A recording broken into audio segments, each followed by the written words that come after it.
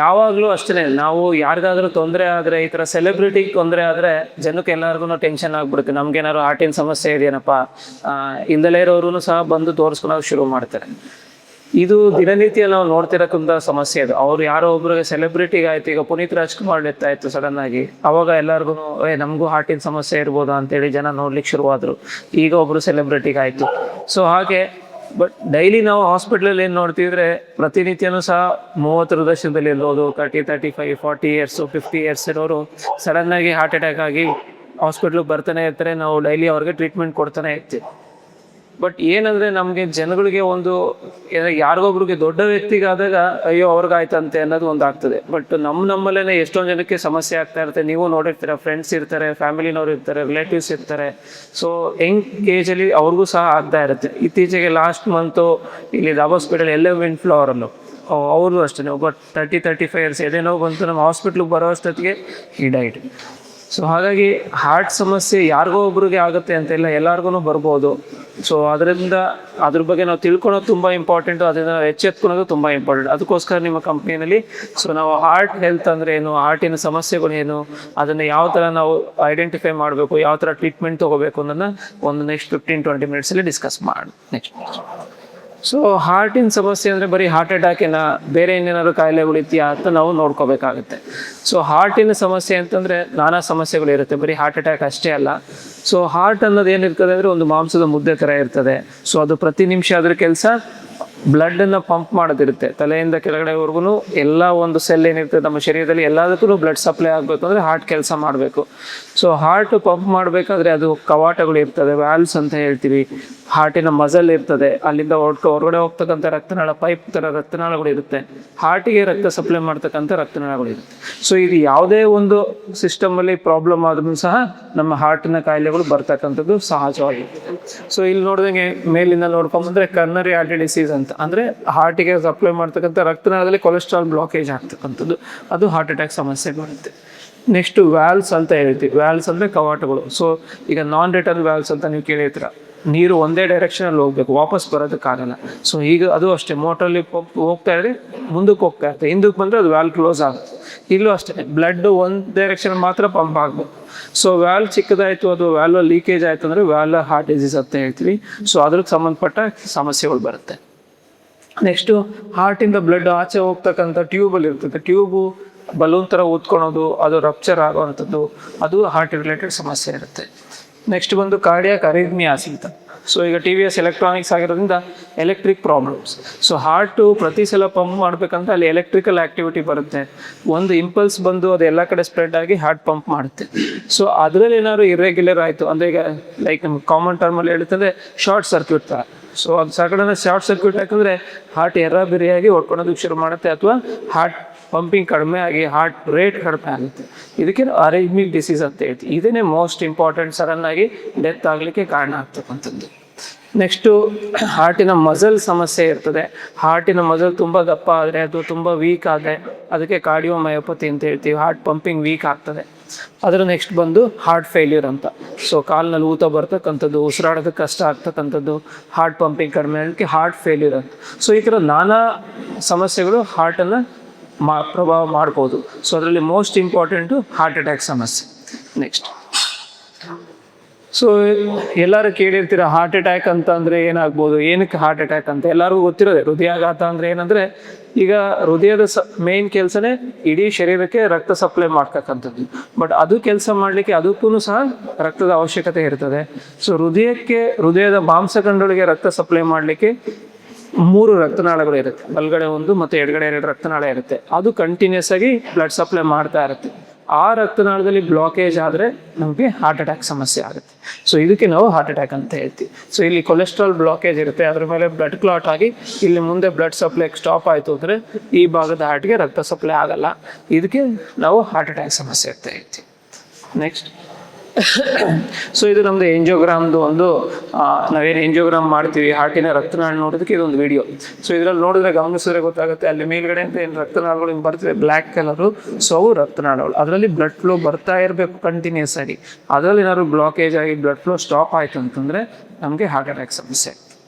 Next so ಇನ್ನೊಂದು ಎಲ್ಲರೂ ತಿಳ್ಕೊಬೇಕಾಗಿರ್ತಕ್ಕಂಥದ್ದು, ನಾವು ಹಾರ್ಟ್ ಅಟ್ಯಾಕ್ ಅಂದ್ರೇನು, ಕಾರ್ಡಿಯಾಕ್ ಅರೆಸ್ಟ್ ಅಂತ ಅಂದ್ರೇನು.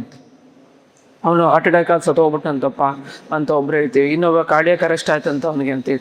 ಎರಡೂ ಒಂದೇನಾ ಅಥವಾ ಎರಡೂ ಬೇರೆ ಬೇರೆನಾ? ಸೊ ಇದು ತುಂಬ ಇಂಪಾರ್ಟೆಂಟ್ ಆಗಿರ್ತಕ್ಕಂಥದ್ದು. ಲೇಮನ್ ಲ್ಯಾಂಗ್ವೇಜಲ್ಲಿ ಹೇಳ್ಬೇಕಂದ್ರೆ ಕಾರ್ಡಿಯಾಕ್ ಅರೆಸ್ಟ್ ಅಂದರೆ ಅದು ಎಲೆಕ್ಟ್ರಿಕಲ್ ಪ್ರಾಬ್ಲಮ್, ಹಾರ್ಟ್ ಅಟ್ಯಾಕ್ ಅಂದರೆ ಅದು ಪ್ಲಂಬಿಂಗ್ ಪ್ರಾಬ್ಲಮ್. ಸೊ ನಾನು ಅವಾಗಲೇ ಹೇಳಿದೆ, ಹಾರ್ಟಿಗೆ ರಕ್ತ ಸಂಬಳ ಮಾಡ್ತಕ್ಕಂಥ ರಕ್ತನಾಳಗಳಲ್ಲಿ ಅದು ನಾರ್ಮಲ್ ಆಗಿರೋದು. ಸೊ ಅದರಲ್ಲಿ ಬ್ಲಾಕೇಜ್ ಆದರೆ ಹಾರ್ಟ್ ಅಟ್ಯಾಕ್ ಸಮಸ್ಯೆ ಆಗುತ್ತೆ. ಸೊ ಎಲೆಕ್ಟ್ರಿಕಲ್ ಅಬ್ನಾರ್ಮಾಲಿಟಿ, ಹಾರ್ಟಿನ ರಕ್ತನಾಳದಲ್ಲಿ ಸಮಸ್ಯೆ ಆಗಿ, ಹಾರ್ಟಿನ ಬ್ಲಡ್ ಸಪ್ಲೈ ಸಮಸ್ಯೆ ಆಗಿ ಎಲೆಕ್ಟ್ರಿಕಲ್ ಅಬ್ನಾರ್ಮಾಲಿಟಿ ಏನಾಗುತ್ತೆ, ಸೊ ಅವಾಗ ತೊಂದರೆ ಆಗ್ತಕ್ಕಂಥದ್ದು ಕಾರ್ಡಿಯಾಕ್ ಅರೆಸ್ಟ್. ಸೊ ಇದರಲ್ಲಿ ಯಾವುದು ಸೀರಿಯಸ್ ಅಂತಂದರೆ, ಸೊ ಎರಡೂ ಸೀರಿಯಸ್ಸೇ.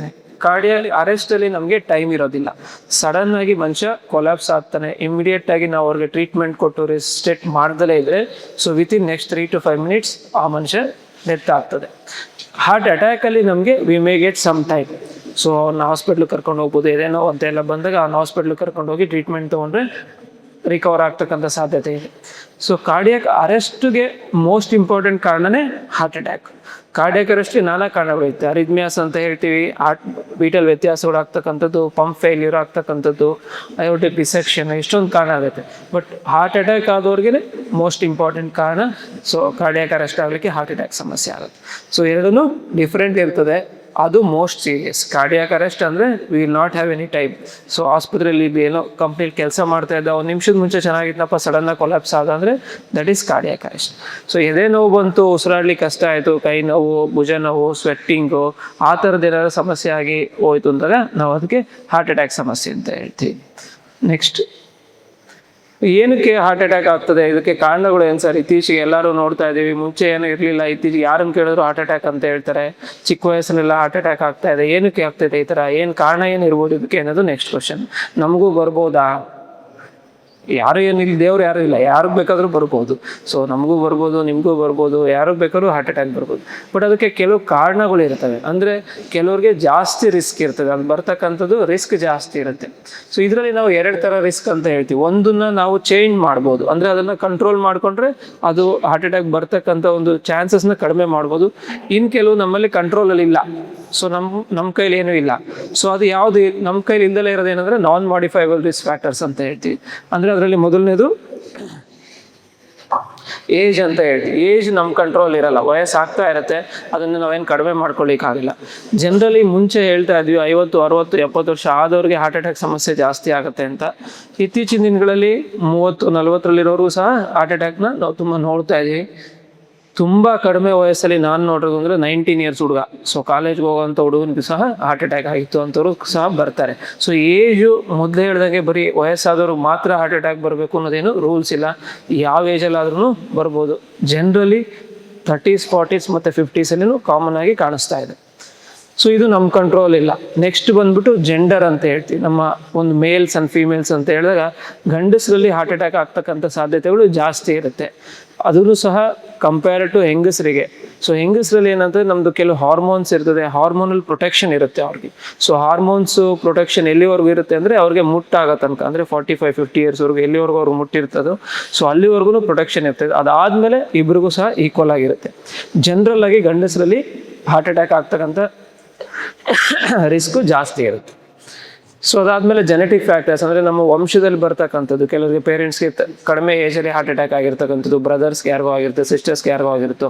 ಸೊ ನಾವು ಜೆನೆಟಿಕಲಿ ಅದಕ್ಕೆ ಪ್ರಿಡಿಸ್ಪೋಸ್ ಆಗಿರ್ತೀವಿ, ಅಂಥವರಲ್ಲಿ ಹಾರ್ಟ್ ಅಟ್ಯಾಕ್ ಆಗ್ತಕ್ಕಂಥ ಇದು ರಿಸ್ಕ್ ಜಾಸ್ತಿ ಇರುತ್ತೆ. ಮತ್ತು ರೇಸ್ ಆ್ಯಂಡ್ ಎಥ್ನಿಸಿಟಿ ಅಂತ ಹೇಳ್ತೀವಿ. ಅಂದರೆ ನಮ್ಮ ಸೌತ್ ಏಷ್ಯನ್ ಪಾಪ್ಯುಲೇಷನಲ್ಲಿ ಡಯಾಬಿಟೀಸ್ ಜಾಸ್ತಿ ಇದೆ, ಮತ್ತು ಹಾರ್ಟ್ ಅಟ್ಯಾಕ್ ಆಗ್ತಕ್ಕಂಥ ರಿಸ್ಕ್ನು ಸಹ ಜಾಸ್ತಿ ಇದೆ. ಸೊ ನಾವು ಇಲ್ಲಿ ಹುಟ್ಟಿರೋದು ಇಲ್ಲಿ ಕರ್ನಾಟಕದಲ್ಲಿ, ಇಂಡಿಯಾದಲ್ಲಿ, ಸೌತ್ ಇಂಡಿಯಾದಲ್ಲಿ, ಇದನ್ನು ನಾವು ಚೇಂಜ್ ಮಾಡೋಕ್ಕಾಗಲ್ಲ. ಸೊ ವಯಸ್ಸು, ನಮ್ಮ ಸೆಕ್ಸು, ನಮ್ಮ ವಂಶವರು ಏನಿರ್ತದೆ ಅದು, ಮತ್ತು ರೇಸ್ ಆ್ಯಂಡ್ ಎಥ್ನಿಸಿಟಿ, ಇದು ಯಾವುದನ್ನು ನಾವು ಚೇಂಜ್ ಮಾಡೋದಕ್ಕಾಗಲ್ಲ. ಇವನ್ನ ನಾನ್ ಮಾಡಿಫೈಬಲ್ ರಿಸ್ಕ್ ಫ್ಯಾಕ್ಟರ್ಸ್ ಅಂತ ಹೇಳ್ತೀವಿ. ಇದರಿಂದ ನಮಗೆ ಹಾರ್ಟ್ ಅಟ್ಯಾಕ್ ಆಗ್ತಕ್ಕಂಥ ರಿಸ್ಕ್ ಜಾಸ್ತಿ ಇರುತ್ತೆ. ಸೊ ನಮ್ಮ ಕೈಲಿ ಏನಿದೆ ಸರ್, ಹಂಗಾರೆ ನಾವೇನು ಮಾಡ್ಬೋದು, ನಾವೇನಾದ್ರು ಕಂಟ್ರೋಲ್ ಮಾಡ್ಕೋಬೋದಾ ಅಂದರೆ ಎಸ್. ಸೊ ಇವು most important modifiable risk factors ಅಂತ ಹೇಳ್ತೀವಿ. ಅದರಲ್ಲಿ ಮೊದಲನೇದು ಸ್ಮೋಕಿಂಗ್. ಸೊ ಸ್ಮೋಕಿಂಗ್, ಸಿಗರೇಟ್ ಸೇದೋದಿರ್ಬೋದು, ಬೀಡಿ ಸೇದೋದಿರ್ಬೋದು, ಅಥವಾ ಚೀವಬಲ್ ಟೊಬ್ಯಾಕೊ ಅಂದರೆ ತಂಬಾಕು ಹಾಕ್ಕೊಳ್ಳೋದೇನಿರ್ತೀವಿ ನಾವು, ಗುಟ್ಕಾ ಇದೆಲ್ಲ ಏನಿರುತ್ತೆ, ಇದು ಮೋಸ್ಟ್ ಇಂಪಾರ್ಟೆಂಟ್ ಸಮಸ್ಯೆ ಇದೆ. ಈಗ ಇಂಡಿಯಾದಲ್ಲಿ ಸ್ಪೆಷಲಿ ಯಂಗ್ಸ್ಟರ್ಸಲ್ಲಿ ಹಾರ್ಟ್ ಅಟ್ಯಾಕ್ ಆಗೋದಕ್ಕೆ ಮುಖ್ಯವಾದಂಥ ಕಾರಣ, ಮೋರ್ ದೆನ್ 50% ಕಾರಣ ಸ್ಮೋಕಿಂಗ್ ಆಗಿರುತ್ತೆ.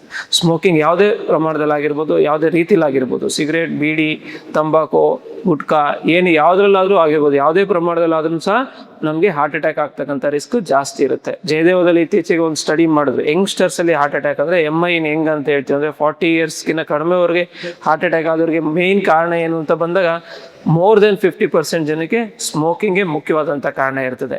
ಸೊ ಹಾಗಾಗಿ ನಮ್ಮ ಕೈಲಿರ್ತಕ್ಕಂಥ ಒಂದು ಮೇನ್ ರಿಸ್ಕ್ ಫ್ಯಾಕ್ಟರ್ಸ್ ಏನಿದೆ ಅದು ಸ್ಮೋಕಿಂಗ್ ಇರುತ್ತೆ. ಸೊ ಅದನ್ನು ನಾವು ಯೋಚನೆ ಮಾಡಬೇಕಾದಂಥ ವಿಷಯ ಇರ್ತದೆ. ನೆಕ್ಸ್ಟ್ ಏನು ಬರ್ತದೆ, BP ಜಾಸ್ತಿ ಇರ್ತಕ್ಕಂಥದ್ದು, ಶುಗರ್ ಜಾಸ್ತಿ ಇರ್ತಕ್ಕಂಥದ್ದು, ಡಯಾಬಿಟಿಸ್ ಮತ್ತು ಹೈಪರ್ ಟೆನ್ಷನ್ ಇವೆರಡು ಏನು ಹೇಳ್ತೀವಿ ಸೈಲೆಂಟ್ ಕಿಲ್ಲರ್ಸ್ ಅಂತ ಹೇಳ್ತೀವಿ. ಸೊ ಅವು ಇರ್ತಕ್ಕಂಥದ್ದು ಎಷ್ಟೋ ಜನಕ್ಕೆ ಗೊತ್ತೂ ಇರಲ್ಲ. ನಾವು ಯಾಕೆ ಗೊತ್ತಿರಲ್ಲ, ಚೆಕ್ ಮಾಡಿಸಿದ್ರೆ ಮಾತ್ರ ಗೊತ್ತಾಗುತ್ತೆ. BP ಶುಗರ್ ನಾವೇನು ಬಂದು ಹೇಳಲ್ಲ, ನಾನು BP ಬಂದಿದ್ದೀನಿ, ಶುಗರ್ ಬಂದಿದ್ದೀನಿ ಅಂತ ಯಾರಿಗೂ ಹೇಳೋದಿಲ್ಲ. ಸೊ ಅನ್ಲೆಸ್ ನಾವು ಚೆಕ್ ಮಾಡಿಸ್ಕೊಂಡ್ರೆ ಮಾತ್ರ ಅದ್ರ ಬಗ್ಗೆ ಗೊತ್ತಾಗ್ತದೆ. ಇವು ತುಂಬ ವರ್ಷ ಇದ್ದಾಗ ನಮ್ಮ ಶರೀರದ ರಕ್ತನಾಳದಲ್ಲಿ ಕೊಲೆಸ್ಟ್ರಾಲ್ ಬ್ಲಾಕೇಜ್ಗಳೆಲ್ಲ ಬಂದು ಅಲ್ಟಿಮೇಟ್ಲಿ ಹಾರ್ಟ್ ಅಟ್ಯಾಕ್ ಆಗ್ತಕ್ಕಂಥ ರಿಸ್ಕು, ಸ್ಟ್ರೋಕ್ ಆಗ್ತಕ್ಕಂಥ ರಿಸ್ಕು ಜಾಸ್ತಿ ಇರುತ್ತೆ. ಸೊ ನೆಕ್ಸ್ಟ್ ನಾವು ಯೋಚನೆ ಮಾಡಬೇಕಾಗಿದ್ದು BP ಮತ್ತು ಶುಗರು. ನೆಕ್ಸ್ಟ್ ಏನು ಬರ್ತದಪ್ಪ, ಒಬೆಸಿಟಿ. ಸೊ ಇತ್ತೀಚಿನ ದಿನಗಳಲ್ಲಿ ಅಬ್ಡಾಮಿನಲ್ ಒಬೆಸಿಟಿ. ಸೊ ಮುಂಚೆ ಇಂಡಿಯಾದಲ್ಲಿ ಏನಾಗ್ತಿತ್ತು ಅಂದರೆ ಪಾವರ್ಟಿ ಜಾಸ್ತಿ ಇರ್ತಿತ್ತು, ಪೂರ್ ಪೀಪಲ್ ಜಾಸ್ತಿ, ಊಟ ಸಿಗ್ತಾ ಇರಲಿಲ್ಲ, ತಿನ್ನೋಕ್ಕಾಗ್ತಾ ಇಲ್ಲ, ಅನ್ನ ಇರ್ತಿರಲಿಲ್ಲ ಅಂತೇಳಿ ಒದ್ದಾಡ್ತಾ ಇದ್ವಿ. ಇತ್ತೀಚೆಗೆ ಅದ್ರದ್ದು ಏನು ಕೊರತೆ ಇಲ್ಲ. ಸೊ ಎಲ್ಲದು ಯಥೇಚ್ಛವಾಗಿ ದೊರಕೋಕ್ಕೆ ಶುರುವಾಯಿತು, ಜಂಕ್ ಫುಡ್ ಜಾಸ್ತಿ ಆಯಿತು. ಸೊ ನಮಗೆ ಅಗತ್ಯವಾಗಿರ್ತಕ್ಕಂಥ ಜಾಸ್ತಿ ಊಟ ತಿಂಡಿ ತಿನ್ನೋದ್ರಿಂದ ಮತ್ತು ಜಂಕ್ ಫುಡ್ನ ತಿನ್ನೋದ್ರಿಂದ ಒಬೆಸಿಟಿ, ಬೊಜ್ಜು ತುಂಬ ಜಾಸ್ತಿಯಾಗಿ ನಮ್ಮಲ್ಲಿ ಕಾಡ್ತಾ ಇದೆ. ಸೊ ಇದು ಒಂದು ಬಹುಮುಖ್ಯವಾದಂಥ ಕಾರಣ. ಅದರಿಂದ ಏನಾಗ್ತದೆ, ಕೊಲೆಸ್ಟ್ರಾಲ್ ಅಂಶ ಜಾಸ್ತಿ ಆಗ್ತದೆ, BP ಬರ್ತದೆ, ಶುಗರ್ ಬರ್ತದೆ. ಸೊ ಇದು ಒಂದು ಏನು ಹೇಳ್ತೀವಿ, ಒಬೆಸಿಟಿನೂ ಸಹ ತುಂಬ ಇಂಪಾರ್ಟೆಂಟ್ ರಿಸ್ಕ್ ಫ್ಯಾಕ್ಟರ್ಸ್. ನೆಕ್ಸ್ಟ್ ಏನು ಬರ್ತದೆ, ಫಿಸಿಕಲ್ ಇನ್ಆಕ್ಟಿವಿಟಿ. ಸೊ ಎಲ್ಲರೂ ಸಹ ಕೂತಿರ್ತವಲ್ಲೇ ಕೂತ್ಕೊಂಡು ಕೆಲಸ ಮಾಡೋದು, ಮುಂಚೆ ಥರ ಹಾರ್ಡ್ ವರ್ಕ್ ಮಾಡೋದಿಲ್ಲ. ಫಿಸಿಕಲ್ ಆ್ಯಕ್ಟಿವಿಟಿ ಯಾರಿಗಿರಲ್ವೋ ಅವರಲ್ಲೂ ಸಹ ಇದೆಲ್ಲ ರಿಸ್ಕ್ ಫ್ಯಾಕ್ಟರ್ಸ್ ಬರ್ತಕ್ಕಂಥ ಸಾಧ್ಯತೆಗಳು ಜಾಸ್ತಿ ಇರುತ್ತೆ. ಸ್ಮೋಕಿಂಗು, ಡಯಾಬಿಟಿಸ್, ಹೈಪರ್ ಟೆನ್ಷನ್ನು, ಬೊಜ್ಜು ಅಥವಾ ಒಬೆಸಿಟಿ, ಫಿಸಿಕಲ್ ಇನ್ಆಕ್ಟಿವಿಟಿ. ಸೊ ಇವೆಲ್ಲವೂ ಸಹ ನಾವು ಕಂಟ್ರೋಲಲ್ಲಿ ಇರ್ತಕ್ಕಂಥ ರಿಸ್ಕ್ ಫ್ಯಾಕ್ಟರ್ಸ್. ಇವನ್ನ ನಾವು ಮನ್ಸು ಮಾಡಿದ್ರೆ ತಡಿಬೋದು. ಇವನ್ನ ತಡೆಯೋದ್ರಿಂದ ನಮಗೆ ಹಾರ್ಟ್ ಅಟ್ಯಾಕ್ ಆಗ್ತಕ್ಕಂಥ ರಿಸ್ಕ್ನು ಕಡಿಮೆ ಆಗುತ್ತೆ. ಸೊ ಓವರ್ ಆಗಿ ಈ ಒಂದು ರಿಸ್ಕ್ ಫ್ಯಾಕ್ಟರ್ಸ್ಗಳಿಂದ ನಮಗೆ ಹಾರ್ಟ್ ಅಟ್ಯಾಕ್ ಬರ್ತಕ್ಕಂಥ ಚಾನ್ಸಸ್ ಜಾಸ್ತಿ ಇರುತ್ತೆ.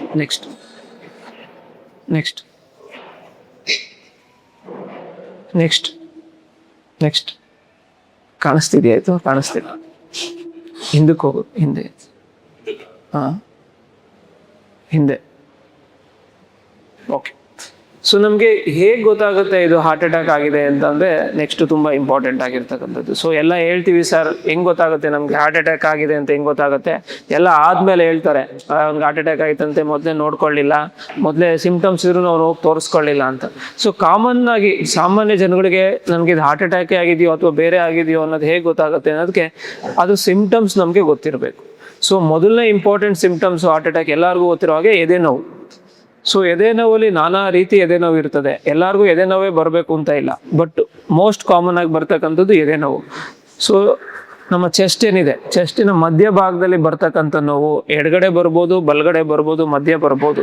ಸೊ ಭಾರ ಆದಂಥ ನೋವು, ಏನೋ ಸಡನ್ ಆಗಿ ಇದ್ದೆ ಸರ್, ಇದ್ದಕ್ಕಿದ್ದಂಗೆ ತುಂಬ ಭಾರ ಆದಂಗೆ ಆಗ್ತದೆ, ನನಗೆ ತಡೆಯೋಕ್ಕಾಗ್ತಾ ಇಲ್ಲ, ಅದು ನೋವು ಬಂದಿದ್ದು ಎಡಗಡೆ ಕೈಗೆ ಅಥವಾ ಬಲಗಡೆ ಕೈಗೆ ಹೋಗ್ತಾ ಇದೆ, ಬೆನ್ನಿಗೆ ನೋವು ಬರ್ತಾ ಇದೆ, ಬೆನ್ನು ನೋವು ಬರ್ತಿದೆ. ಮತ್ತೆ ತುಂಬ ಇಂಪಾರ್ಟೆಂಟು, ಈ ಕುತ್ತಿಗೆಲಿ ನೋವು ಬರ್ತಕ್ಕಂಥದ್ದು, ಜಾ ಪೇನ್ ಅಂತ ಹೇಳ್ತೀವಿ, ಗಂಟ್ಲಲ್ಲಿ ನೋವು ಬರ್ತಕ್ಕಂಥದ್ದು, ಮತ್ತು ದವಡೆಗೆ ಬರ್ತಕ್ಕಂಥ ನೋವು. ಸೊ ಯಾರಿಗಾದ್ರೂ ಒಬ್ರಿಗೆ ಸಡನ್ನಾಗಿ ಎದೆ ನೋವು ಬಂದು ಈ ಥರ ಕೈ ಹೊಡ್ತಾ ಬಂದು ಕುತ್ತಿಗೆ ನೋವು, ಗಂಟ್ಲು ನೋವು, ತುಂಬ ಸುಸ್ತಾಗ್ತಿರೋದು, ತುಂಬ ಬೆವರು ಬಂದಂಗೆ ಆಗ್ತಾ ಇರೋದು, ಉಸಿರಾಡ್ಲಿಕ್ಕೆ ಕಷ್ಟ, ತಲೆ ಸುತ್ತ ಬರ್ತಕ್ಕಂಥದ್ದು. ಸೊ ಈ ಒಂದು ಸಿಂಪ್ಟಮ್ಸು ಕಾಮನ್ ಆಗಿ ನಮಗೆ ಹಾರ್ಟ್ ಅಟ್ಯಾಕ್ ಸಮಸ್ಯೆಯಿಂದ ಬರ್ತಕ್ಕಂಥದ್ದು. ನೆಕ್ಸ್ಟ್ ಮೋಸ್ಟ್ ಕಾಮನ್ನು ಎಲ್ಲರೂ ಮಿಸ್ ಮಾಡ್ಕೊಳ್ತಕ್ಕಂಥದ್ದು ಅಂದರೆ ಎದೆ ಉರಿ. ಸೊ ಎಷ್ಟೋ ಜನಕ್ಕೆ ಒಂದು 30-40 ಮೆಂಬರ್ಸ್ಗೆ ಹಾರ್ಟ್ ಅಟ್ಯಾಕ್ ಆದವ್ರಿಗೆ ನೋವು ಬರಲ್ಲ, ಉರಿ ಬರುತ್ತೆ. ಸೊ ಅದನ್ನು ನಾವು ಕಾಮನ್ ಆಗಿ ಗ್ಯಾಸ್ಟ್ರೈಟಿಸ್ ಅಂತ ಹೇಳ್ಬಿಟ್ಟು ಮಿಸ್ ಮಾಡ್ಕೊಂಡ್ಬಿಡ್ತೀವಿ. ಸೊ ಗ್ಯಾಸ್ಟ್ರಿಕ್ ಅನ್ನೋದಂತಂದ್ರೆ ಒಂಥರ ಯೂನಿವರ್ಸಲ್ ಕಾಯಿಲೆ ಆಗ್ಬಿಟ್ಟಿದೆ. ನಮ್ಗೆ ಯಾರನ್ನು ಕೇಳಿದ್ರೆ ಏನಾಗಿದೆ ಅಂದರೆ ಗ್ಯಾಸ್ಟ್ರಿಕ್ಕು, ತಲೆನೋವು ಬಂದರೂ ಗ್ಯಾಸ್ಟ್ರಿಕ್ಕು, ಕಾಲು ನೋವು ಬಂದರೂ ಗ್ಯಾಸ್ಟ್ರಿಕ್ಕು, ಬೆನ್ನು ನೋವು ಬಂದರೂ ಗ್ಯಾಸ್ಟ್ರಿಕ್ಕು. ಸೊ ಅದನ್ನು ನಾವೇ ಸೆಲ್ಫ್ ಡಿಕ್ಲೇರ್ ಮಾಡ್ಕೊಂಡ್ಬಿಡ್ತೀವಿ, ನನಗೆ ಗ್ಯಾಸ್ಟ್ರಿಕ್ ಇದೆ, ಗ್ಯಾಸ್ಟ್ರಿಕ್ಕಿಂದ ಇದಾಗ್ತಿದೆ ಅಂತ.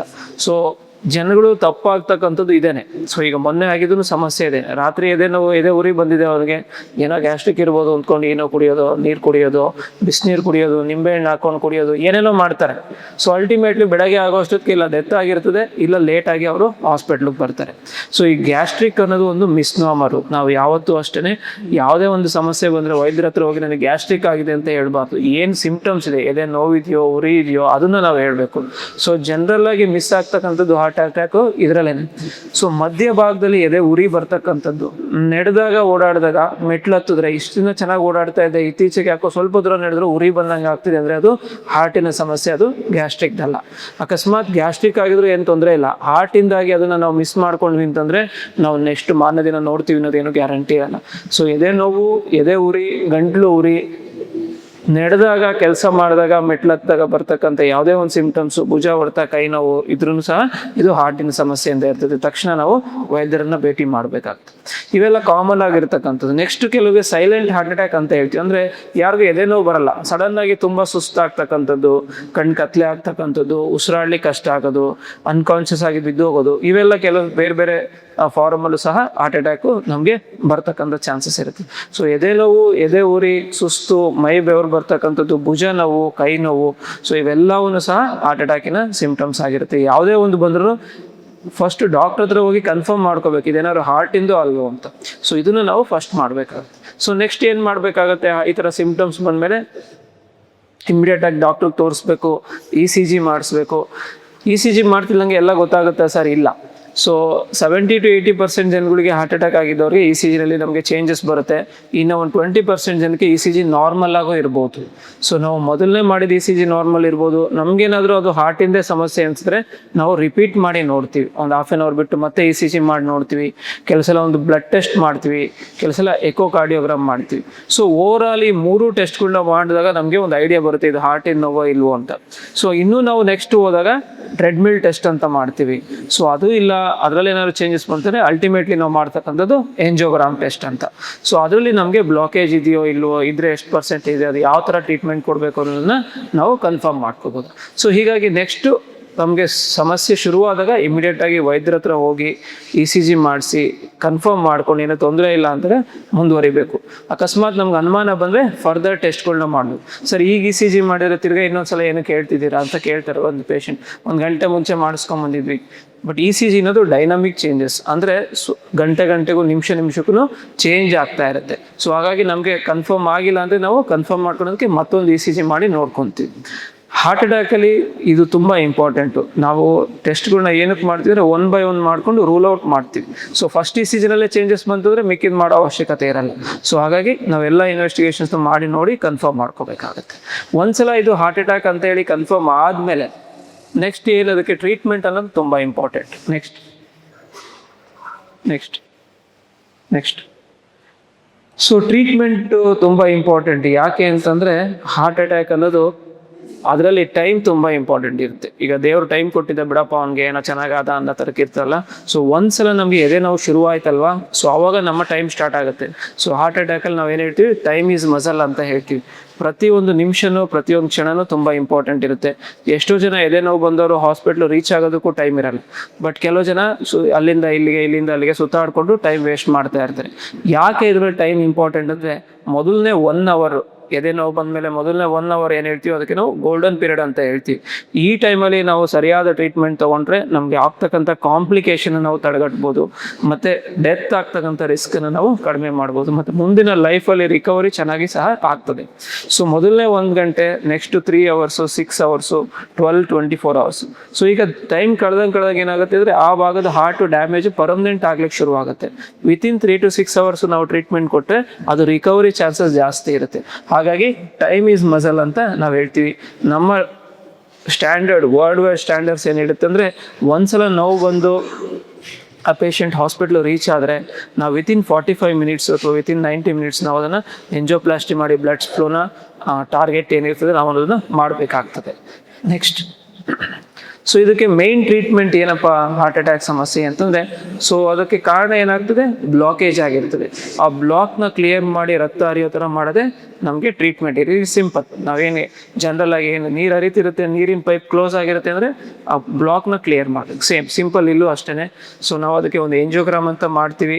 ಆ ಬ್ಲಾಕೇಜ್ ಎಲ್ಲಿದೆ ನೋಡಿಕೊಂಡು ಆ ಬ್ಲಾಕ್ನ ಕ್ಲಿಯರ್ ಮಾಡಿ ಬಲೂನಲ್ಲಿ ಓಪನ್ ಮಾಡಿ ನೆಕ್ಸ್ಟ್ ಒಂದು ಸ್ಟೆಂಟ್ ಹಾಕಿ ಅಲ್ಲಿ ರಕ್ತ ಹರಿಯೋ ಥರ ಮಾಡಿದ್ರೆ ವಿತಿನ್ ಫ್ಯೂ ಅವರ್ಸ್, ಫ್ಯೂ ಮಿನಿಟ್ಸಲ್ಲೇ patient will be almost normal. So ಇದಕ್ಕೆ ಟೈಮ್ ತುಂಬ ಇಂಪಾರ್ಟೆಂಟ್ ಇರುತ್ತೆ. ಫಸ್ಟು ನಾವು ಕೆಲವು ಟ್ಯಾಬ್ಲೆಟ್ಸ್ ಕೊಡ್ತೀವಿ, ಲೋಡಿಂಗ್ ಡೋಸ್ ಅಂತ ಹೇಳ್ತೀವಿ, ಎಕೋಸ್ಪ್ರಿನ್ ಅಥವಾ ಆಸ್ಪ್ರಿನ್, ಡಿಸ್ಪ್ರಿನ್ ಅಂತ ಏನು ಹೇಳ್ತೀವಿ, ಅದನ್ನು ತೊಗೊಂಡು ಇಂಜೆಕ್ಷನ್ ಕೊಟ್ಟು ಇಮಿಡಿಯೇಟ್ಲಿ ನಾವು ಒಂದು ಎಂಜಿಯೋಗ್ರಾಮ್ ಮತ್ತು ಎಂಜಿಯೋಪ್ಲಾಸ್ಟಿ ಮಾಡಿದ್ರೆ ಸೊ ಅವ್ರನ್ನ ನಾವು ಉಳಿಸ್ಬೋದು. ನೆಕ್ಸ್ಟ್, ಸೊ ಇದಿಷ್ಟು ಇನ್ ಬ್ರೀಫ್ ಹಾರ್ಟ್ ಅಟ್ಯಾಕ್ ಅಂದ್ರೆ ಏನು, ಹೇಗಿರ್ತದೆ, ಸೊ ಸಿಂಪ್ಟಮ್ಸ್ ಏನು, ಟ್ರೀಟ್ಮೆಂಟ್ ಏನು ಅಂತ. ಸೊ ಇದೆಲ್ಲ ಹಾರ್ಟ್ ಅಟ್ಯಾಕ್ ಆದಮೇಲೆ. ಬಟ್ ನಿಮಗೆ ತುಂಬ ಇಂಪಾರ್ಟೆಂಟ್ ಆಗಿರೋದು, ಇಲ್ಲಿರೋರಿಗೆ ತುಂಬ ಇಂಪಾರ್ಟೆಂಟ್ ಅಂದರೆ ಅದನ್ನು ಬರ್ದಲೇ ಇರೋ ಥರ ಯಾವ ಥರ ನೋಡ್ಕೋಬೇಕು, how to prevent heart attack ಅಥವಾ ಕಾರ್ಡಿಯಾಕ್ ಡಿಸೀಸ್ ಅನ್ನೋದು ತುಂಬ ಇಂಪಾರ್ಟೆಂಟ್ ಇರುತ್ತೆ. ಸೊ ಇದು ಇಷ್ಟೊಂದೆಲ್ಲ ಹೇಳಿದ್ಮೇಲೆ ನಿಮಗೆ ಗೊತ್ತಾಗಿರುತ್ತೆ ನಮ್ಗೆ ಏನೇನು ರಿಸ್ಕ್ ಇರುತ್ತೆ, ಅದನ್ನು ನಾವು ಏನೇನು ರಿಸ್ಕ್ ಇರುತ್ತೆ ಅದನ್ನೆಲ್ಲ ಮ್ಯಾನೇಜ್ ಮಾಡಿದ್ರೆ ನಮಗೆ ಬರ್ತಕ್ಕಂಥ ಚಾನ್ಸಸ್ಸು ಕಡಿಮೆ ಆಗುತ್ತೆ. ಸೊ ಮೋಸ್ಟ್ ಇಂಪಾರ್ಟೆಂಟು ಟಾಪಲ್ಲಿರೋದು ಸ್ಮೋಕಿಂಗ್. ಸೊ ಸ್ಮೋಕಿಂಗ್ನ ಸ್ಟಾಪ್ ಮಾಡೋದ್ರಿಂದ ಅಥವಾ ಸ್ಮೋಕ್ ಮಾಡ್ದಲೇ ಇರೋದ್ರಿಂದ ಮೇಯ್ನ್ ಕಾರಣ ಏನಿರ್ತದೆ ನಮ್ಗೆ ಹಾರ್ಟ್ ಅಟ್ಯಾಕ್ಗೆ, ಅದನ್ನು ನಾವು ಪ್ರಿವೆಂಟ್ ಮಾಡ್ಬೋದು. ಇದರಲ್ಲಿ ನಾವು ಅಂದ್ಕೊಂಡಿರ್ಬೋದು ಇವತ್ತು ಇಷ್ಟು ದಿನ ಸ್ಮೋಕ್ ಮಾಡ್ತಿದ್ದೆ ಸರ್, ಇವತ್ತು ನಿಲ್ಲಿಸ್ಬಿಟ್ರೆ ಮುಗಿತಾ ನಂದು ಎಲ್ಲ ಚೆನ್ನಾಗಿ ಆಗ್ಬಿಡ್ತೀನ ಅಂತ. ಇಲ್ಲ. ಸೊ ಸ್ಮೋಕಿಂಗ್ ಅನ್ನೋದೇನಿರ್ತದೆ ಅದು ಕ್ಯುಮುಲೇಟಿವ್ ಎಫೆಕ್ಟ್ ಇರ್ತದೆ ನಮ್ಮ ಬಾಡಿನಲ್ಲಿ. ಇವತ್ತು ಸ್ಟಾಪ್ ಮಾಡಿದ್ರೆ ಸ್ಮೋಕ್ ಮಾಡ್ತಾ ಇದ್ದವರು ಇನ್ನು ಮಿನಿಮಮ್ 2 years ಬೇಕು, ಅದು 50% ರಿಸ್ಕ್ ಕಡಿಮೆ ಆಗೋದಕ್ಕೆ. ಸ್ಮೋಕ್ ಮಾಡ್ದಲೇ ಇರೋನ್ಗೂ ಸ್ಮೋಕ್ ಮಾಡ್ತಿರೋನ್ಗೂ ಈಕ್ವಲ್ ಆಗೋದಕ್ಕೆ 5 years ಬೇಕಾಗುತ್ತೆ. 50% ರಿಡಕ್ಷನ್ ಆಗೋದಕ್ಕೆ 2 years ಬೇಕು, ಆಲ್ಮೋಸ್ಟ್ ಈಕ್ವಲ್ ಆಗೋದಕ್ಕೆ 5 years ಬೇಕು. ಸೊ ಹಾಗಾಗಿ ಇವತ್ತಿನ ಪ್ರೋಗ್ರಾಮಲ್ಲಿ ಏನಾದರೂ ಒಂದು ಮೆಸೇಜ್ ನಾನು ಕೊಡಬೇಕು ಅಂದ್ಕೊಂಡಿದ್ರೆ, ಯಾರಾದರೂ ಸ್ಮೋಕ್ ಮಾಡ್ತಾ ಇದ್ರೆ ಇಮ್ಮಿಡಿಯೇಟಾಗಿ ಅದನ್ನು ಸ್ಟಾಪ್ ಮಾಡಬೇಕು. ಯಾಕೆಂದರೆ ಯಂಗ್ಸ್ಟರ್ಸಲ್ಲಿ ಹಾರ್ಟ್ ಅಟ್ಯಾಕ್ ಆಗೋದಕ್ಕೆ ಮೇಯ್ನ್ ಕಾರಣನೇ ಸ್ಮೋಕಿಂಗ್. ಸರ್ ನಾನು ಮಾಡಲ್ಲ ಸರ್, ನನ್ನ ಫ್ರೆಂಡ್ ಮಾಡ್ತಾನೆ ಬಿಡಿ ಸರ್, ಅವ್ನು ಹಾಳಾಗಿ ಹೋಗ್ತಾನೆ, ನನಗೇನು ಪ್ರಾಬ್ಲಮ್ ಇಲ್ಲ ಅಂತ ಅಲ್ವಾ. But most of the time ನೀವು ಫ್ರೆಂಡ್ಸ್ ಸ್ಮೋಕ್ ಮಾಡ್ಬೇಕಾದ್ರೆ ನೀವು ಪಕ್ಕದಲ್ಲೇ ನಿಂತಿರ್ತೀರ. ಸೊ ಇದಕ್ಕೆ ನಾವು ಸೆಕೆಂಡ್ ಹ್ಯಾಂಡ್ ಸ್ಮೋಕಿಂಗ್ ಅಂತ ಹೇಳ್ತೀವಿ. ಸೊ ಅವನಿಗೆ ಎಷ್ಟು ರಿಸ್ಕ್ ಇರ್ತದೋ ನಿಮಗೂ ಸಹ ಅಷ್ಟೇ ರಿಸ್ಕ್ ಇರ್ತದೆ. ಸೊ ಹಾಗಾಗಿ ನೀವು ಮಾಡೋಂಗಿಲ್ಲ, ನೀವು ಫ್ರೆಂಡ್ಸ್ಗೂ ಮಾಡೋಕ್ಕೆ ಬಿಡೋಂಗಿಲ್ಲ. ಸೊ ಸ್ಮೋಕಿಂಗ್ನ ಸ್ಟಾಪ್ ಮಾಡೋದೇ ಮೋಸ್ಟ್ ಇಂಪಾರ್ಟೆಂಟು. ಕ್ವಿಟ್ ಮಾಡಬೇಕು, ಇಮ್ಮಿಡಿಯೇಟಾಗಿ ಕ್ವಿಟ್ ಮಾಡಬೇಕು. ಇಲ್ಲ ಸರ್ ನಿಧಾನಕ್ಕೆ ಎಲ್ಲ ಹೇಳ್ತಾರೆ ಸರ್, ಒಂದೇ ಸಲ ನಿಲ್ಲಿಸ್ಬಿಟ್ರೆ ಏನೇನೋ ತೊಂದರೆ ಆಗುತ್ತಂತೆ, ಅದಾಗುತ್ತಂತೆ, ಇದಾಗುತ್ತಂತೆ, ಹಾಗೆಲ್ಲ ನಿಲ್ಸಂಗಿಲ್ಲ ಸರ್, ಸೈಡ್ ಎಫೆಕ್ಟ್ ಆಗ್ಬಿಡುತ್ತೆ ಅಂತ ಮಾಡ್ತಿರೋದೇ ಕೆಟ್ಟ ಕೆಲಸ. ಸೊ ಅದನ್ನ ಮೇಲೆ ಇವೆಲ್ಲ ಬಂದು ನಮ್ಗೆ ಹೇಳ್ತಿರ್ತಾರೆ ಬಿಡಬೇಕು ಅಂತಂದರೆ ಆಗಲ್ಲ ಸರ್, ಅದು ಹಂಗೆ ಒಂದೇ ಸರಿ ಅಡಿಕ್ಟ್ ಆಗ್ಬಿಟ್ಟಿದ್ದೀವಿ ಸರ್ ನಾವು ಅಂತ. ಸೊ ಹಾಗಾಗಿ ಯಾವುದೋ ಒಂದು ಒಳ್ಳೆ ದಿನ ತೊಗೋಬೇಕು, ಇಮ್ಮಿಡಿಯೇಟಾಗಿ ಬಿಡಬೇಕು. ನಿಧಾನಕ್ಕೆ ಬಿಟ್ಟರೆ ಸರಿ ಹೋಗುತ್ತೆ, ಒಂದೊಂದೇ ಸೇತ್ಕೊಂಡು ಸರಿ ಹೋಗ್ತೀನಿ, ಸೊ ಈ ಥರದ್ದು ಯಾವುದೂ ನಡೆಯೋದಿಲ್ಲ. ಒಂದು ಫೈನ್ ಡೇ ಡಿಸೈಡ್ ಮಾಡಬೇಕು, ಫ್ಯಾಮಿಲಿನವ್ರು ಸಪೋರ್ಟ್ ತೊಗೋಬೇಕು, ಹೇಳ್ಬೇಕು, ನಿಮ್ಮ ಫ್ರೆಂಡ್ಸ್ಗೂ ಹೇಳ್ಬೇಕು, ನಾನು ಮಾಡೋಕ್ಕೆ ಹೋದರೆ ನಾನು ಬೈದು ನಾನು ಕರ್ಕೊಂಬರ್ಬೇಕು ಅಂತ. ಸೊ ಅದು ಸ್ಲೋ ಆಗಿ ನಮಗೆ ಸ್ವಲ್ಪ ದಿನ ಆಗುತ್ತೆ, ಟೈಮ್ ತೊಗೊಂಡಿದೆ, ಮನಸ್ಸು ಅಲ್ಲಿಗೆ ಕರಿತಾ ಇರುತ್ತೆ. ಬೇಡ ಅಂತಂದರೆ ಒಂದೇ ಒಂದು ಸೇತ್ಕೊಂಬಂದ್ಬಿಡೋಣ ಅನಿಸುತ್ತೆ. ಯಾಕೆಂದರೆ ಅದೇನಿಲ್ಲ, 5 ನಿಮಿಷಕ್ಕೆ ಹಿಂಗೆ ಹೋಗಿ ಬಂದ್ಬಿಡ್ಬೋದು. ಸೊ ಇದನ್ನು ನೀವು ಫ್ರೆಂಡ್ಸು ಫ್ಯಾಮಿಲಿ ಸಪೋರ್ಟ್ ತೊಗೊಂಡು ಇಮ್ಮಿಡಿಯೇಟಾಗಿ ಸ್ಟಾಪ್ ಮಾಡಬೇಕಾಗತ್ತೆ. ಯಾಕೆಂದರೆ ಅದು ಎಫೆಕ್ಟ್ ಹೋಗೋದಕ್ಕೆ ತುಂಬ ಟೈಮ್ ತೊಗೊಳುತ್ತೆ. ಓಕೆ. ಸೊ ಸ್ಮೋಕಿಂಗ್ನ ನಿಲ್ಲಿಸೋದ್ರಿಂದ ನಾವು ಎಷ್ಟೋ ಒಂದು ಮೇನ್ ರಿಸ್ಕ್ ಏನಿರುತ್ತೆ ಅದನ್ನು ನಾವು ತಪ್ಪಿಸ್ಕೋಬೋದು. ಸೊ ನೆಕ್ಸ್ಟ್ ಇಂಪಾರ್ಟೆಂಟು ಒಳ್ಳೆ ಫುಡ್ ತೊಗೋಬೇಕು. ಸೊ ನ್ಯೂಟ್ರಿಷಿಯಸ್ ಫುಡ್ಡು, ಆದಷ್ಟು ಜಂಕ್ ಫುಡ್ಡು ಮತ್ತು ಫಾಸ್ಟ್ ಫುಡ್ನ ಅವಾಯ್ಡ್ ಮಾಡಬೇಕು. ಎಲ್ಲೆಲ್ಲಿ ಪ್ರಿಸರ್ವೇಟಿವ್ಸ್ ಆ್ಯಡ್ ಮಾಡಿರ್ತಾರೆ ಅಂದರೆ ಪ್ಯಾಕೇಜ್ ಫುಡ್ ಏನಿರ್ತದೆ ಸೊ ಅದನ್ನು ನಾವು ಆ್ಯಡ್ ಮಾಡಬೇಕು. ಯಾಕೆ ಅಂತಂದರೆ ಅದರಲ್ಲಿ ಪ್ರಿಸರ್ವೇಟಿವ್ಸ್ ತುಂಬ ಇರ್ತದೆ, ಸೊ ಸಾಲ್ಟ್ ಜಾಸ್ತಿ ಇರ್ತದೆ, ಅದೆಲ್ಲದೂ ಸಹ ನಮ್ಮ ಶರೀರದಲ್ಲಿ BP ಜಾಸ್ತಿ ಮಾಡೋದು, ಹಾರ್ಟ್ ಅಟ್ಯಾಕ್ ಜಾಸ್ತಿ ಮಾಡೋದು, ಇವೆಲ್ಲ ರಿಸ್ಕ್ ಜಾಸ್ತಿ. ಆದಷ್ಟು ಫ್ರೆಶ್ ಫುಡ್ಡು, ಹೋಮ್ ಮೇಡ್ ಫುಡ್ನ ಯೂಸ್ ಮಾಡೋದು ತುಂಬ ಇಂಪಾರ್ಟೆಂಟ್ ಇರುತ್ತೆ. ಮತ್ತು ಏರೋಜಿನೇಟೆಡ್ ಡ್ರಿಂಕ್ಸ್ ಅಂತ ಏನು ಹೇಳ್ತೀವಿ, ಈಗ ಪೆಪ್ಸಿ ಇರ್ಬೋದು, ಕೋಕ್ ಇರ್ಬೋದು, ಸೊ ಇವನು ಸಹ ನಾವು ಅವಾಯ್ಡ್ ಮಾಡಬೇಕಾಗತ್ತೆ. ಮತ್ತು ನಾವು ನಾನ್ ವೆಜಿಟೇರಿಯನ್ ಫುಡ್ಡಲ್ಲಿ ರೆಡ್ ಮೀಟ್ನ ಅವಾಯ್ಡ್ ಮಾಡಬೇಕು. ಮಾಂಸ ರೆಡ್ ಮೀಟ್ ಏನಿರ್ತದೆ ಅದನ್ನು ಅವಾಯ್ಡ್ ಮಾಡಬೇಕು. ಫಿಶ್ಶು, ಎಗ್ಗು, ಚಿಕನ್ನು ಇದೆಲ್ಲ ಓಕೆ, ಪ್ರೋಟೀನ್ ಇರ್ತದೆ, ಇಂಪಾರ್ಟೆಂಟ್ ಇರುತ್ತೆ, ಅದನ್ನೆಲ್ಲ ತೊಗೋಬೋದು. ರೆಡ್ ಮೀಟ್ನ ನಾವು ಅವಾಯ್ಡ್ ಮಾಡಬೇಕಾಗತ್ತೆ. ಸೊ ನೆಕ್ಸ್ಟ್ ಏನಂತ ಹೇಳ್ತೀವಿ, ಫಿಸಿಕಲ್ ಆ್ಯಕ್ಟಿವಿಟಿ ಮಾಡಬೇಕು. ಯಾವುದೋ ಒಂದು ಎಕ್ಸಸೈಸು ಅಥವಾ ಒಂದು ಸ್ಪೋರ್ಟ್ಸು ಏನಾದರೂ ಒಂದು ನಾವು ರೆಗ್ಯುಲರಾಗಿ ದಿನ ಡೈಲಿ ನಾವು ಎದ್ದು ಬ್ರಷ್ ಹೇಗೆ ಮಾಡ್ಕೊತೀವಿ, ಸ್ನಾನ ಹೇಗೆ ಮಾಡ್ಕೊತೀವಿ, ಅದೇ ಥರ ಒಂದು ಎಕ್ಸಸೈಸ್ನ ನಾವು ನಮ್ಮ ಡೈಲಿ ಒಂದು ಆ್ಯಕ್ಟಿವಿಟಿನಲ್ಲಿ ಅಳವಡಿಸ್ಕೋಬೇಕಾಗತ್ತೆ. ಸರ್ ಡೈಲಿ ನಮ್ಮ ಬೆಳಗಿನ ಸಂಜೆ ತನಕ ಸುಸ್ತಾಗಿರ್ತೀವಿ ಸರ್, ಕೆಲಸ ಇರುತ್ತೆ, ಅದು ಮಾಡೇ ಮಾಡ್ತೀವಿ ಅನ್ನೋದು ಬೇರೆ. ಇದು ನಮ್ಮ ದೇಹಕ್ಕೋಸ್ಕರ ನಾವು ಒಂದು ಅರ್ಧ ಗಂಟೆ minimum 30 to 40 minutes 5 days a week ಅಂತ ಹೇಳ್ತೀವಿ. ಮಿನಿಮಮ್ ಏನು ವಾರದ 7 ದಿನ ಮಾಡೋದು ಬೇಕಿಲ್ಲ, ಒಂದು 5 days ಮಾಡಿದ್ರೂ ಸಾಕಾಗುತ್ತೆ. ಅದರಿಂದ ಎಷ್ಟೋ ಒಂದು BP ಕಡಿಮೆ ಆಗುತ್ತೆ, ಶುಗರ್ ಕಡಿಮೆ ಆಗುತ್ತೆ, ಕೊಲೆಸ್ಟ್ರಾಲ್ ಕಡಿಮೆ ಆಗುತ್ತೆ, ನಮ್ಮ ಬೊಜ್ಜು ಕಡಿಮೆ ಆಗುತ್ತೆ. ಓವರ್ ಆಲ್ ನಮ್ಮ ದೇಹದ ಹೆಲ್ತು ಚೆನ್ನಾಗಿ ಇಂಪ್ರೂವ್ ಆಗುತ್ತೆ. ಯಾವುದಾದ್ರೂ ಒಂದು ಫಿಸಿಕಲ್ ಆಕ್ಟಿವಿಟಿ ನಾವು ಮಾಡಲೇಬೇಕಾಗುತ್ತೆ. ನೆಕ್ಸ್ಟ್ ಬಂದ್ಬಿಟ್ಟು ಡಯಾಬಿಟಿಸ್ ಮತ್ತು ಹೈಪರ್ ಟೆನ್ಷನ್ ಅಂತ ಏನು ಹೇಳ್ತೀವಿ. ಸೊ ಇವನ್ನ ನಾವು ಕಂಟ್ರೋಲ್ ಮಾಡ್ಕೋಬೇಕು. ನಮ್ಗೇನು ತೊಂದರೆ ಇಲ್ಲ ಅಂತ ಮಾತ್ರೆ ಬಿಡೋದು, ರೆಗ್ಯುಲರ್ ಟ್ರೀಟ್ಮೆಂಟ್ ತೊಗೊಳ್ಳಿಲ್ಲ ಅಂದರೆ ಅದರಿಂದನೂ ಸಹ ಸಮಸ್ಯೆ ಆಗುತ್ತೆ. ಇನ್ನೊಂದು ಮೋಸ್ಟ್ ಇಂಪಾರ್ಟೆಂಟ್ ಇವಾಗ ಇತ್ತೀಚಿನ ದಿನಗಳಲ್ಲಿ ಸ್ಟ್ರೆಸ್ ಅಂತ ಹೇಳ್ತೀವಿ. ಸೊ ಎಲ್ಲರಿಗೂ ಸ್ಟ್ರೆಸ್ ಇರ್ತದೆ. ಸ್ಟ್ರೆಸ್ಸಿಂದನೂ ಸಹ ನಮ್ಮ ದೇಹದಲ್ಲಿ ಎಷ್ಟೊಂದು ಹಾರ್ಮೋನ್ಸಲ್ಲಿ ವ್ಯತ್ಯಾಸ ಆಗ್ತದೆ ಮತ್ತು ಸಡನ್ನಾಗಿ ಹಾರ್ಟ್ ಅಟ್ಯಾಕ್ ಆಗ್ತಕ್ಕಂಥ ರಿಸ್ಕ್ ಜಾಸ್ತಿ ಇರುತ್ತೆ. ಒಂದು ಕೆಲಸದ ಜಾಗದಲ್ಲಿ ಸ್ಟ್ರೆಸ್ ಇರ್ಬೋದು, ಮನೆಯಲ್ಲಿ ಸ್ಟ್ರೆಸ್ ಇರ್ಬೋದು, ಬೇರೆ ರಿಲೇಷನ್ಶಿಪ್ ಸ್ಟ್ರೆಸ್ ಇರ್ಬೋದು, ಎಷ್ಟೊಂದು ಸ್ಟ್ರೆಸ್ ಆಗಲಿಕ್ಕೆ ಕಾರಣಗಳಿರುತ್ತೆ. ಸೊ ಅದನ್ನು ನಾವು ಆದಷ್ಟು ಕಂಟ್ರೋಲ್ ಮಾಡಿಕೊಂಡು ಮ್ಯಾನೇಜ್ ಮಾಡೋದನ್ನು ನಾವು ಕಲ್ತ್ಕೊಂತೀವಿ. ಎಲ್ಲರಿಗೂ ಸ್ಟ್ರೆಸ್ ಇರುತ್ತೆ, ಯಾರಿಗೂ ಇಲ್ಲ ಅಂತ ಇರಲ್ಲ. ಸೊ ನಮ್ಮನ್ನು ಹೇಗೆ ನಾವು ಅದರಲ್ಲಿ ತೊಡಗಿಸ್ಕೊಂಡು ನಾವು ಫ್ರೆಂಡ್ಸ್ ಅಥವಾ ಫ್ಯಾಮಿಲಿ ಸಪೋರ್ಟ್ ತೊಗೊಂಡು ಆ ಸ್ಟ್ರೆಸ್ನ ಕಡಿಮೆ ಮಾಡ್ಕೊಂಡು ನಾವು ನೋಡ್ಕೋಬೇಕಾಗುತ್ತೆ. ಸೊ ಆಲ್ಕೋಹಾಲ್ ಕನ್ಸಂಪ್ಷನ್ನು ಕಡಿಮೆ ಮಾಡಬೇಕು, ಒಳ್ಳೆ ಸ್ಲೀಪ್ ತೊಗೋಬೇಕು. ಸೊ ಸ್ಲೀಪ್ ತುಂಬ important. Minimum 6 to 9 hours of healthy sleep ಅಂತ ಹೇಳ್ತೀವಿ. ಇತ್ತೀಚೆಗೆ ನಾವು ಮೊಬೈಲ್ ಬಂದಿರೋದ್ರಿಂದ ಮಲಗಬೇಕಾದ್ರೂ ಮೊಬೈಲು, ಎದ್ದಾಗಲೂ ಮೊಬೈಲು. ಸೊ ಮೊಬೈಲು ನಮ್ಮ ಸ್ಲೀಪ್ ಡಿಸ್ಟರ್ಬೆನ್ಸ್ನ ತುಂಬ ಜಾಸ್ತಿ ಮಾಡುತ್ತೆ. ಒಂದು 6 ರಿಂದ 9 ಗಂಟೆ ಒಳ್ಳೆ ಹೆಲ್ದಿ ಸ್ಲೀಪ್ ಬಂದರೆ ನಮಗೆ ಎಷ್ಟೊಂದು ಕಾಯಿಲೆಗಳು ತುಂಬ ಕಡಿಮೆ ಆಗ್ತಕ್ಕಂಥ ಚಾನ್ಸಸ್ ಇರುತ್ತೆ. ಯಾಕೆಂದರೆ ನಮ್ಮ ಶರೀರಕ್ಕೆ ಅದೊಂದೇ ಟೈಮು. ನಾವು ಹುಟ್ಟಿನಗಿಂದ ಸಾಯೋ ತನಕ ಕೆಲಸ ಮಾಡ್ತಾನೆ ಇರುತ್ತೆ ನಮ್ಮ ಬಾಡಿ. ಬಟ್ ಅದು ಡೈಲಿ ರಿಕವರ್ ಆಗೋದಕ್ಕೆ ಸ್ಲೀಪ್ ಟೈಮೇ ತುಂಬ ಇಂಪಾರ್ಟೆಂಟ್. ಅದರಲ್ಲಿ ಬಾಡಿನಲ್ಲಿ ರಿಕವರಿ ಫೇಸ್ ಅಂತ ಹೇಳ್ತೀವಿ. ಆ ಟೈಮ್ನ ನಾವು ದೇಹಕ್ಕೆ ಕೊಡಲಿಲ್ಲ ಅಂತಂದರೆ ನಮ್ಗೆ ಎಷ್ಟೊಂದು ಸಮಸ್ಯೆಗಳು ಬರ್ತಕ್ಕಂಥ ಚಾನ್ಸಸ್ ಇರುತ್ತೆ. ಸೊ ಹಾಗಾಗಿ ಇವನ್ನೆಲ್ಲ ಒಂದು ಹೆಲ್ದಿ ಲೈಫ್ ಸ್ಟೈಲ್ ಮಾಡಿಫೈ ಮಾಡ್ಕೊಳೋದ್ರಿಂದ ನಮಗೆ ಹಾರ್ಟ್ ಅಟ್ಯಾಕ್ ಬರ್ತಕ್ಕಂಥ ಸಾಧ್ಯತೆಗಳನ್ನ ನಾವು ಕಡಿಮೆ ಮಾಡ್ಕೋಬೋದು.